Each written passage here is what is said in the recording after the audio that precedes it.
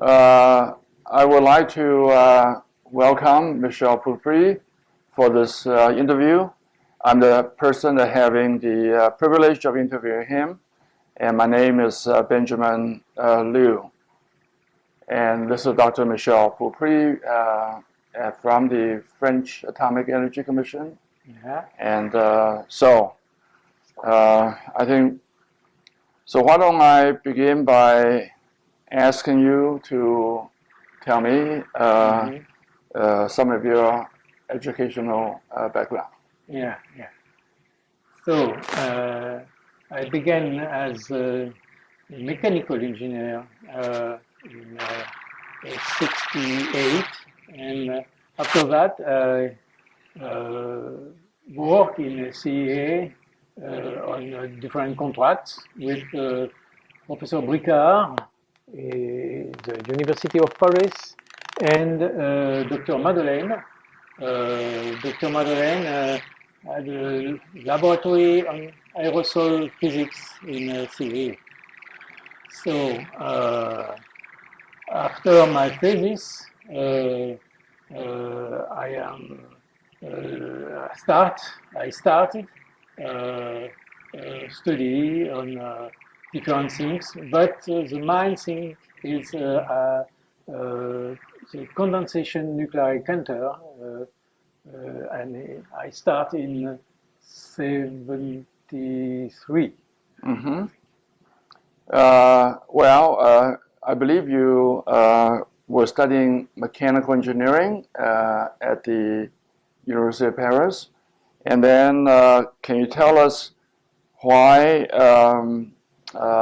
you were begin to be interested in doing work on in the aerosols? At the beginning, I worked on bacterial contamination to study and to develop different systems to collect and count bacteriologic cells. Oh, so, it was having to do. As you know, bacteria in air is like an aerosol, but it's not spherical. It's sometimes with different forms, and it's a little bit different. Very good, yeah. I think you mentioned briefly that the Madeleine and also Professor Bricard, and then you probably have also worked with other people too. Can you tell me who are the most important aerosol scientists whom you were working with during this initial years at the University of Paris? Yes, Professor Bricard is for me very important, and it's my mentor. I think you, Benyu, start for me a good relation between university and industry. It was very new for me to connect so clearly the both and the different things. Very good, yeah. I may want to mention that the institute that Dr. Pourprix was working is in the part of the Pasteur Institute. There was the Optics Institute, and they are the one involved in the bacteria and then discovering the microorganisms, and it's a very important institute for biological studies in France. Am I correct? Yes. Okay. But it was an opportunity. Okay. Okay.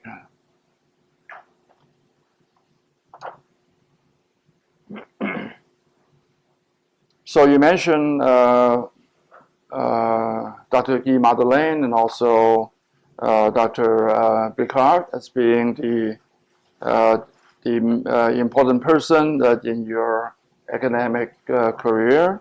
Can you mention perhaps some other people through a period of time that you have the opportunity to work in this area? Yes. There are many people. I am not alone on this field, as you know. An engineer, Philippe Ress, worked during small time in the lab, and I continue this work after the departure of this engineer. And it was for me a very nice opportunity to develop new instruments in a very nice lab and with a good project. You know the real relationship between the lab, the French lab, and your lab in Minnesota. So you are, I think, you play a major role to connect the Bricard's laboratory and the TSI after the research, right? Because we transfer lessons to TSI. And yeah, good. I think you mentioned that you were one of the major focus of your research at the University of Paris, and later on at the CERA, was involved in the condensation nucleus counter research and development. Can you tell us a little bit of why you were developing that instrument? And then how did you come about inventing this particular device that's very, very important to the aerosol scientists, even to today? So I am not the inventor. The first patent, I think, I remember it was in 1972. Dr. Madeleine and Philippe Ress developed a continuous flow system, very different from the precedent one, and to detect very low concentration of particles by single particle counting. The principle is the condensation of vapor on small particles to enlarge the particles and to see very easily with the light the diffusion of the light and count the particles in the flux.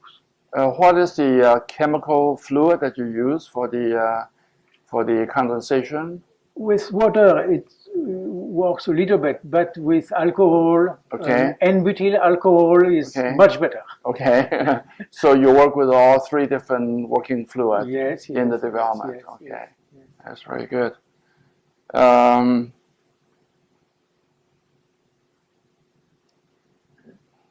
So then this is the kind of educational period where you're involved in the academic research. And then after you finish your study and the PhD is a Doctor of Science degree in University of Paris. What's the degree? Doctor Engineer. Doctor Engineer, okay, good. It's not exactly the same because I was engineer before, and only 2 or 3 years before we can have a diploma of a Doctor Engineer. Okay, sure. All right. Now it's the same. There are only one. Only one. Continue and to telling us that the invention you made. I understand you have made quite a few inventions, and then perhaps you can give us some idea of the nature of the different inventions that you have. Related to aerosol science or instruments. Yeah, that's right. Okay, Yeah. okay. There are some. There are 18 patents, but about an half on aerosol instruments. Okay. Mostly was in 19 to develop with collaborators DMA in a specific geometry. As you know very well, this field, DMA is generally axial geometry with a flux on a cylinder, and the new geometry is a flow between two plates to have a radial flow. So, and there are many different applications. The first one was the deposition of particles on wafers in 89 or 70. Not 89. Yes, 89. And after, the idea was to transform this to like DMA to collect particles. They are with only one electrical mobility. It's difficult to explain precisely, but you know very well that. Yeah. Okay. So this geometry is very simple. Works good, and it's very easy to build this type of instrument. So what is the, comparing the radio DMA with the traditional long tube DMA, and then do you think that the main advantage of the radio DMA is because of they're smaller? Smaller, Yeah. the fabrication price. Okay. Oh, yeah. It could be much Light. lower in price. Yes. Yes. Light, very light, and it's possible to miniaturize very easily. Okay. Good. Yeah. So then the after you develop the single particle detection CPC, and how was the instrument commercialized? For the CPC. For the CPC, yeah. Yes, for the CPC. Because for the radial DMA, there are another cycle. Okay, yeah. For the CPC, after the development of this instrument in Paris, we transferred the technology to TSI in 75. In 1975. 75. 1 year before, you remember we worked together to qualify, to calibrate the first prototype I developed in France. And after this calibration, with some problems, naturally, TSI start the construction of the prototype. Yes, good. I was 2 or 3 weeks in TSI in 75, 76 to start and to improve. And, but after 2 years, maybe 2 or 3 years, the first CNC have been commercialized. Oh, okay, yeah. Maybe it's 81. Well, I think that you should be very proud of your development of the CBC, which becomes one of the, the most important instruments for aerosol research. Probably there are more CBC, CNC developed over the years for aerosol research. Almost every single laboratory involved in small particle aerosol research, they would at least use the CBC. Yeah. So congratulations to you for the very important piece of work. Thank you, thank you. Yeah. You play a very important role. Thank you. Is it for you impressive to know the big number of CPC there are now in the world? Good. Now, when you're developing these instruments, there will be mechanical design and fabrication, but also there will be fair amount electronics involved. So did you do the electronics yourself, or did you have some help from someone else? Yes. Okay. Yeah. A big help from specialists in electronics. Okay. I developed only some mechanical parts. Okay. Thanks for the help. Yeah. Are there any persons specifically you may want to mention that have helped you in developing the electronics and so forth? In DSI, Gil Sem is a very important mentor for me too, because he knows very well what is the best way to go to commercialize a very right instrument. Very good. Now that you have started from a young person in the 20s, you're now about 70 years old? Yes. Okay. And then this is a long period. Now, if you had to start over again, would you do the same thing, or you would have chosen to do something different? That may be a difficult question to answer. As you know, I have many contacts with David Puy too. Yes. So this type of contact encouraged me to sometimes to continue.